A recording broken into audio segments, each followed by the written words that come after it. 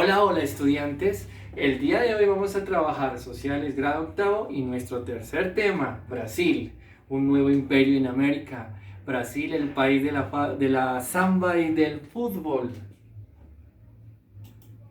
Primero que todo tenemos que hablar del contexto histórico, pero primero hay que detenernos en la geografía del Brasil. Brasil está ubicado en América del Sur y es uno de los países más grandes de este subcontinente. Eso hay que tenerlo en cuenta, ¿sí? Porque Brasil es un país muy importante para la economía mundial. Bueno, en la actualidad. Primero hay que tener en cuenta que Brasil, o sea, ustedes pensarán que porque Brasil es una cultura como tan feliz, tan alegre, samba, bailes, carnavales. Por una pequeña razón, fue uno de los únicos países en Sudamérica que obtuvo su independencia sin derramar ni una sola gota de sangre. Eso hay que tenerlo en cuenta porque lastimosamente países como Colombia, Ecuador fue de una forma muy brusca, muy violenta y por eso es que de pronto algo genético es que en estos países haya mucha violencia. En Brasil no tanto, por eso es un país muy alegre, porque consiguió su independencia en el grito de Paranga de 1822 bajo el trabajo y bajo la tutela de Pedro I, el primer emperador de Portugal. Hay que tener en cuenta ese datico para poder entender el resto de la historia. Ahora, vamos a dividir la clase en tres etapas. Primer imperio, segundo imperio y la Federación Brasilera. Primero vamos a hablar del primer imperio de 1822. Tenemos la foto aquí de Pedro I. Pedro I, la familia de Pedro I habitaba en Portugal, porque recuerden que Brasil era una colonia portuguesa.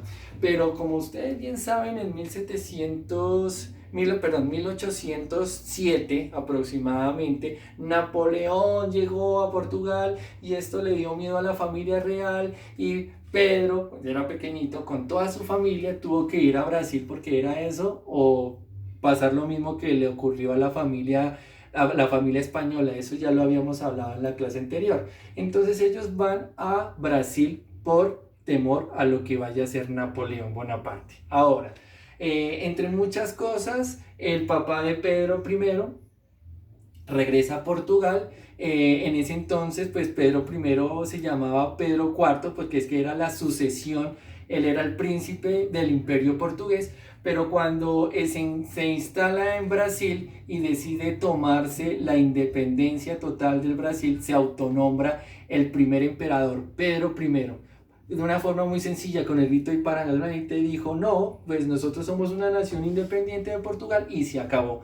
Y por eso es que Pedro I se proclamó como el primer emperador. ¿Qué características tiene esta etapa? Pues que Brasil empezó a formarse como imperio, hubo muchas dificultades en ese imperio, así que Pedro I no tuvo más sino que regresarse nuevamente a Portugal. Dejó a cargo un consejo de gobierno porque pues el hijo de Pedro I pues era muy pequeño y no podía ejercer las labores todavía. Entonces por eso dejó sí, un consejo de gobierno. ¿Listo? Pasó el tiempo y ocurrió el Segundo Imperio de 1831. El hijo de Pedro I, en este caso Pedro II, se autoproclama emperador nuevamente. Este señor, Pedro II, lo querían mucho en el Brasil porque era oriundo de Brasil, no era portugués, era brasilero, entonces por eso la gente le tenía mucho aprecio y mucho cariño. En esta época, este señor dijo, no más esclavitud.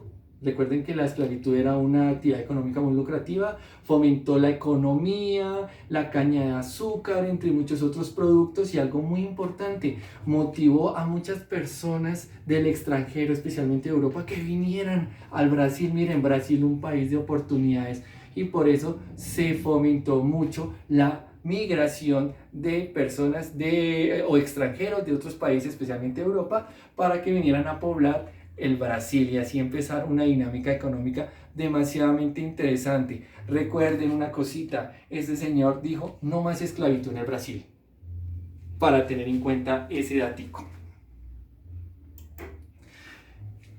Aquí viene la tercera parte, que es la República Federal de 1846 a 1863. Como les venía diciendo, Brasil es un país bastante popular, bastante tranquilo, y pues al ver que nuevamente Pedro II tuvo que, o sea, en ese entonces hubo un golpe de Estado. Pedro II sufrió un golpe de Estado, no sangriento, no hubo balas, fue lo más pacífico del mundo, y lo que hizo fue que Pedro II tuviera que regresarse a Portugal con la familia real, y aquí fue donde Brasil ya deja de llamarse imperio sino un estado federado. Hay que tener en cuenta que fomentaron más nuevamente la economía, fomentó las migraciones, y ahí fue donde Brasil se deja de llamar imperio y ahora se llama un estado federado. ¿Sí? Diferentes estados conforman el estado mayor del Brasil. Así que así es que termina la historia para el antiguamente llamado Imperio del Brasil y actualmente llamado Estado o Federación Brasilera. Muchachos, nos vemos en la siguiente clase. Chao, chao.